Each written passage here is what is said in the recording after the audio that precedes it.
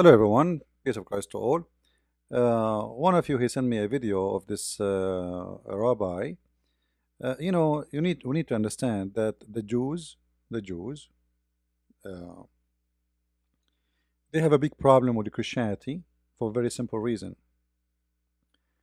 Christianity is the faith which took almost maybe 98% of the population of Israel, or let us say the Israeli and Jewish in general. Most of the Jews already became Christians and they are really great Christians. So those who they are left, they are so desperate, so angry. Actually, they are angry a lot more from Christianity, a lot more from Islam. Because Islam in history killed the Jews, but they never convert the Jews really in the time of Muhammad. Muhammad was able to force some Jews to convert to Islam.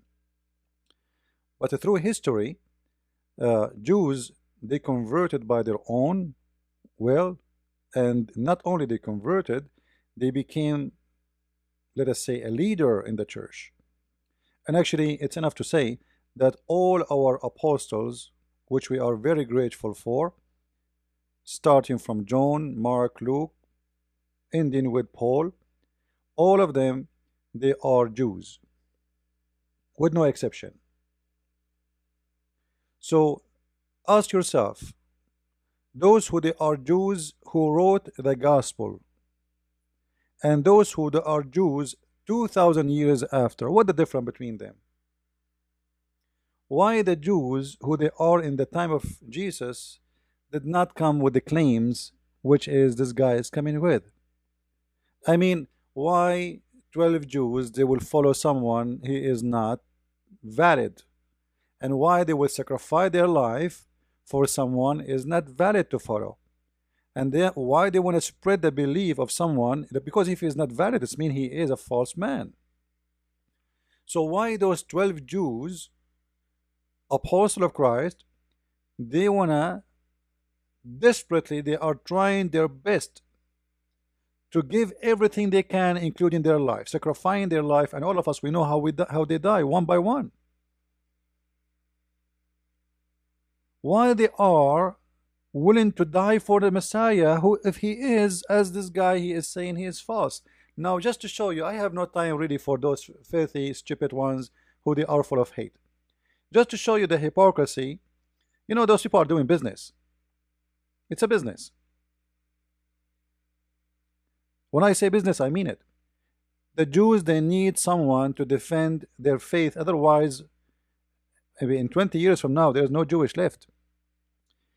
Even now in Israel, in the heart of Israel, every day there is a new Jews leaving Judaism and became Christians. And I don't want to say, actually it's not accurate to say leaving Judaism, because when you convert to be Christian, you are not leaving Judaism, you are still a Jew, but you became a Christian, which means you are a Jewish Christian, as they call them, Messianic Jew. Now just to show you how stupid this guy, I'm not insulting by the way, but always use your brain. If somebody, in order to be someone who is bringing something truthful, you have to be truthful. And if you cannot be truthful, then why you are listening to him? Listen carefully for what he will say, and I will show you why I say this guy is an official idiot. And if you listen to him and you believe in what he say, you are official idiot too. Now, I'm not going to insult you, I am going to prove it. Listen carefully what we say. He is going to say to us, the Christians who wrote the gospel, they did not meet Jesus. Listen carefully. They don't know even how he looked like. Now let us see what he will say. JC ever existed. Do you know that?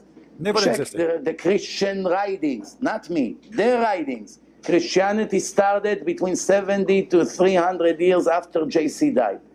In a Christianity writing, Christianity started 16 after or 70 after JC. Who's JC, you idiot? He's trying to insult. He is talking about the older manuscript we have. But this is not the date of Christianity, you idiot. This is the oldest manuscript we have in our hand, which is really amazing to go back 2,000 years, and then we can reach out to the manuscript which is just a few years after Jesus, because 60 years out of the 2,000 years is nothing. Now he is saying how you can trust that he is even exist. And the reason is the Bible, the earliest they have is written 60 years after Jesus. Let me ask him the same question, and he claimed to be a rabbi. Moses, he wrote 5 books in the Old Testament, starting from Genesis. How you trust Moses writing Genesis when Moses come many thousands of years after the time of the creation of the earth? How you trust someone he never saw Abraham, if this is the case? You see, I'm going to go with his logic. How you trust someone speaking about people who he never met them, and they are exist long before him? How come in the case of Jesus, if the Bible written 60 years after Jesus, this is a big problem for the Jew? But Moses, who never been there, like, did Moses met with David? Did Moses met with Solomon? Did he? But Moses talk about all those names. How come you trust Moses?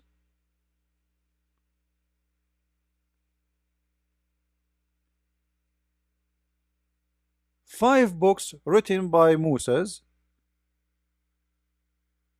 and most of them, they are talking about a period of time which is thousands of years far away from Moses. But yet every Jew trusts Moses for every word he say.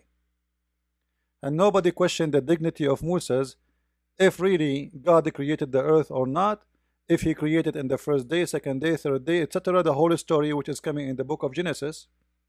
Nobody questioned. Nobody questioned Moses if there is someone his name is Adam or not, if somebody his name is Eve or not. But Moses never saw Adam. He never met Eve. He never been in heaven. He never saw a tree. Those are people exist thousands of years before Moses, but they never question him. But yet Moses is exist, and Adam is exist. You see the hypocrisy of this potato? So, you know, when somebody come to you with a false accusation, if he give you one false, don't listen to the rest, because the rest is false too. Now, someone like this guy, he would say to you, well, okay, you know what, in the book of Isaiah, it says that this Messiah, who when he come, he will bring peace. The fact, this is not what the book of Isaiah is saying. Don't ever listen, don't let someone teach you, and don't learn from me. Whatever I say to you, go and study and search and use your brain. You know, this guy who is trying to be, let us say, trying to make you change your mind. Do he have a better than yours? I mean, seriously, do I have a better brain than yours? No. You have a brain, and you can use it, and you can find the answers. And you will find all those accusations are nothing but false. If you go and read Isaiah, which is in the front of us, actually Isaiah is an amazing chapter. You can read chapter 52, 53, and you will see how it's perfectly fit with the Messiah and perfectly fit with those rabbis. Why? Because Isaiah is saying that the Jews, not the Gentile, the Jews will hate Jesus. The Jews will discriminate him. The Jews will be unjust to them. The Jews will chase him. The Jews will make him suffer. Isaiah is speaking about the Jews, how bad they will be and how bad they will do to Jesus. And this is exactly what this rabbi is doing.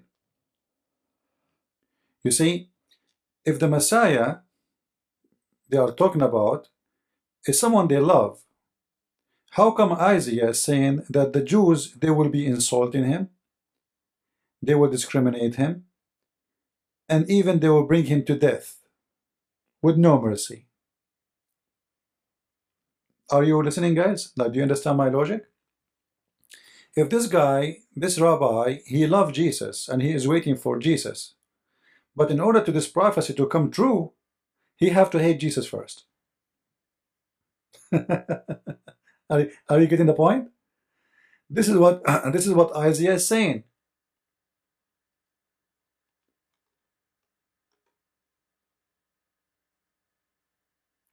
Everyone, he turned his face away from Jesus. Everyone will not listen to Jesus. Everyone will hate Jesus, and like a lamb will be slaughtered.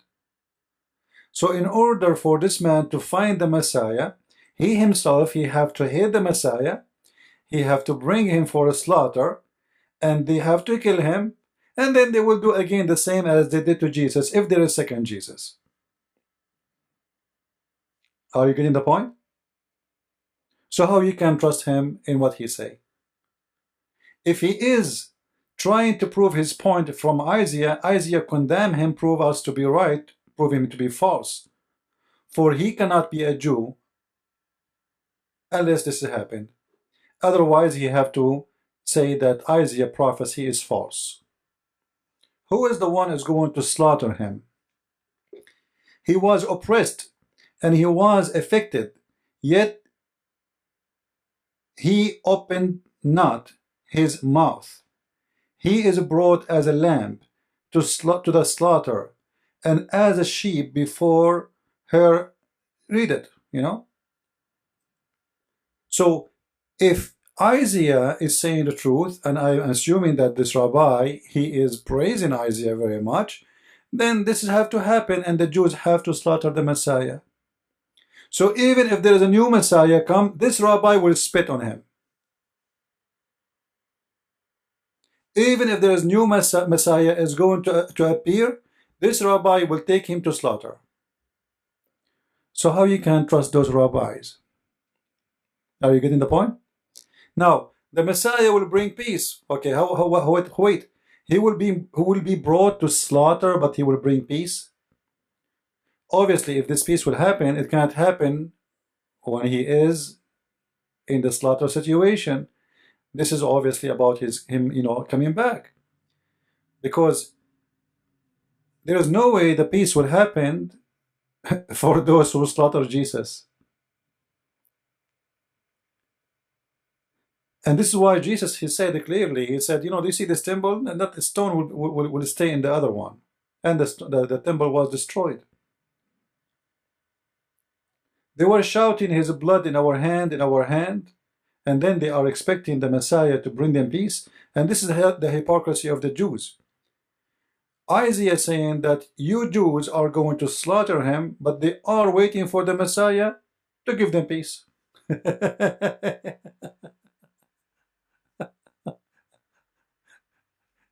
You see the madness? There's something wrong there. Like the Messiah, we love him, but we have to kill him. The Messiah will bring us peace, but we hate him. Because in order of all this prophecy to happen, you have to go through all those things, because obviously Isaiah is not making things. Isaiah is one of the greatest prophets of God. It's amazing, like if you read Isaiah, it's really amazing.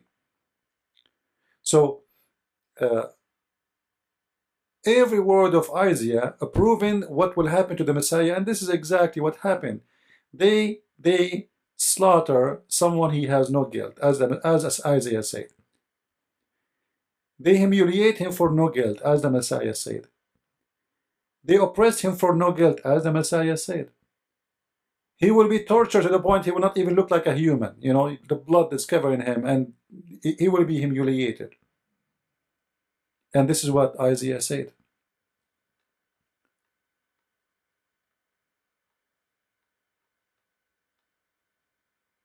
So if we go, and there is tons of verses, even from the Old Testament, not only from Isaiah.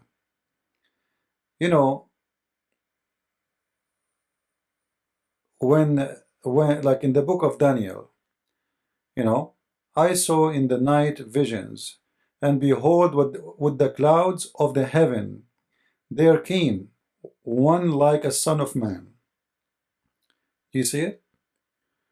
So the Messiah will come as a, like the second coming. This is different coming from the first coming. The second coming, he will be coming as a king with his angels, and he will rule. Jesus said, my kingdom is not in this earth. And the kingdom, which we can call the kingdom of Israel, we want to call it this way, is not going to be the same. It's not going to be a city. It's not going to be Jerusalem. It is going to be different. The land will be different. Everything will be different. My kingdom is not in this earth. Those people, they are waiting for a Messiah. He will be that like Muhammad, who will kill, slaughter everybody, and make the Jews rich. However, yet even Isaiah confirmed that they will assault him. They will call him names. They will oppress him. So how you can trust those who will oppress the Messiah, that they are really waiting for the Messiah?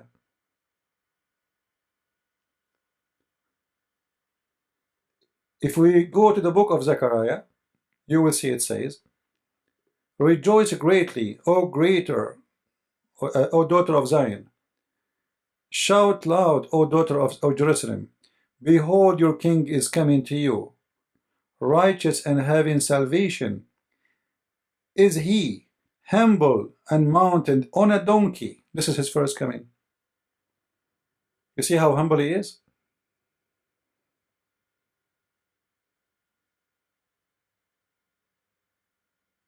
And this is they were welcoming him first coming when he came on a donkey, but the second coming is not going to be on a donkey, it's going to be on the cloud.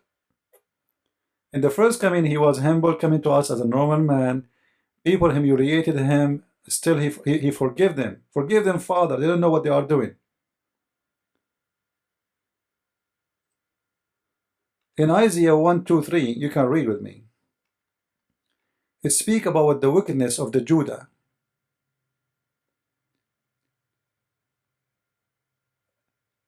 How those wicked people, what they will do.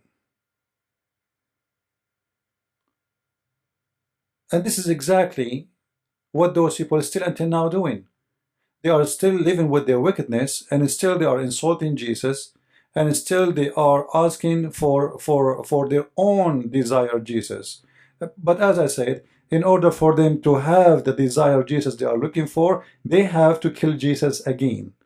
Which means even if Jesus comes, even if the first one was not true, the new Jesus is going to be killed by them, as Isaiah said. Are you going to follow the one, really, they want to kill Jesus? Can you trust them?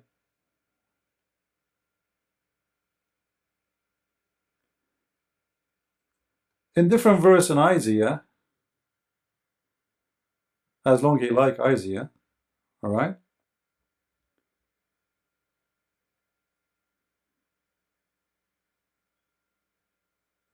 This king is not what they are looking for. You see, this king is the king of peace. The Jews, they are looking for a king. The peace they are talking about is totally different. Go and read the Talmud so you can understand this, Rabbi. You see that the Jews, they believe that there's two kinds of Torah. There's Torah which is written as a book, and there's Torah which is by mouth, and that became the Talmud, which is nothing but a false fiction and full of lies and full of hate, actually. So if you want to understand how they understand the Talmud, I mean the Torah, go and read the Talmud and you will see that they are looking for a creature who will be a beast. The peace they are talking about is a peace for the Israeli only. The rest of the world will have a chaos. He will kill them all. He will destroy everybody. But why you deserve to have peace when you are going to slaughter the Messiah? Why you deserve to have peace when you are a person who is going to kill the Messiah, humiliate the Messiah, oppress the Messiah? I mean, God about justice. God give justice and do justice. The one who will kill the Messiah, he will not deserve the peace of the Messiah unless he repent. You see, the Messiah, he said, forgive them. That because he is very forgiving, because he is very loving. But still, God is about justice. The second coming is not going to be as his first coming. The second coming, the Messiah, he will say to his angels, bring them in front of me and slay them. And that's for all who is against him. It's judgment day. And then after that is going to be the peace. So don't listen to those people. And actually there is a website, it's called Jews for Jesus. All the answers, all those rabbis who attacking Jesus, the answers there, you can go and read it. It's made by rabbis who became a Christian Messianic rabbi. So if they have one or two, which means what we are saying, from the Jews, there's a lot of people, the majority of them, they really love the Messiah and they became Christians and they are the best of us. But you will find people like this guy who hate the Messiah to death. He is very rude, very filthy. And this is what Isaiah speak about. The coming Messiah, there's two coming of the Messiah. There is the first come and there is the second come. The first come is a person coming in the top of a donkey. Someone is humble. Someone is, accepting all kind of things can happen for a man without justice. From humiliation, from being killed, from being spat at, to be called names. But in his second coming, he will be coming upon the cloud with the glory of God, and his angels will come with him, and then he will be the King of the kings. So you need to make a differentiation. And as you see, I'm not showing you, I'm not quoting from the New Testament, so they will say this is the Christian says. This is the Old Testament statement about the Messiah, how he will come, when he will come, and what he will do. So don't let those false rabbis fool you. There is many false teachers. The Messiah, he warned about them. But obviously, the Old Testament itself, it's a great words, proving who is the Messiah and proving that they are false people and they cannot be considered and they cannot be listened to. So don't listen to them, ignore them, and if they dare, let them debate me. Like, just yesterday we have a debate in ABN, and this is, this is how the word is really funny. ABN until now did not post the video, and I believe they are not going to post it mostly, or they are going to do editing for it mostly. Why? Because they are afraid that I hurt the feeling of the Muslim yesterday. So Christians, stop being politically correct, be strong, and it doesn't matter who is the one is attacking Jesus. He is a Jew or he's a Muslim. It's the same. You see, there's many hypocrites. They call themselves Christian. When they see a Jew attacking the Messiah, they keep their mouth shut. We stand with Israel. We support Israel. La la la la la la la. Okay, we got it. We support Israel is a different story from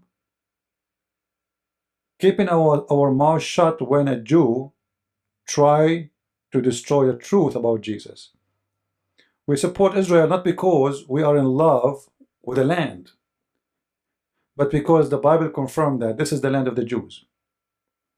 We support Israel not because the Jews are good or bad, but because this is their land, and we have to be truthful. So don't be a coward. Sometimes I wonder, like I ask myself, how come there's many preachers, they are brave to talk about Islam, but suddenly they are so quiet when the Jews insult Jesus? That is not a Christian behavior. It doesn't matter who is doing it, we have to expose him. Either you are with the Lord or you are not with him. If you deny him, he will deny you. Remember that. So you deny him in front of the Jews, you deny him in front of Muslims, you deny him in front of the Hindus or from the atheists, you are denying him. There's no difference for the Messiah. You deny me, I deny you. So don't ever deny your Lord, and let those Jews live with it. All of you are coming to Christ, and whoever going to be left, let him go to hellfire, and this is his desire. So what we can do for him? It's a choice they make. It's a covenant with God they broke. It's a prophecy in Isaiah they will do, and they did. And when Isaiah, he said, they will bring him to slaughter with no just.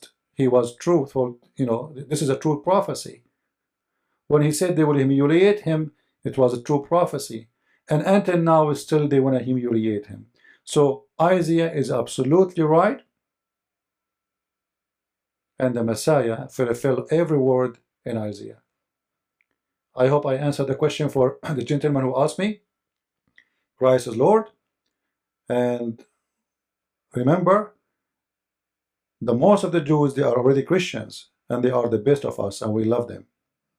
Those who they are left, we pray that they will see the truth before it's too late. However, it is their problem, not ours. Thank you very much. God bless.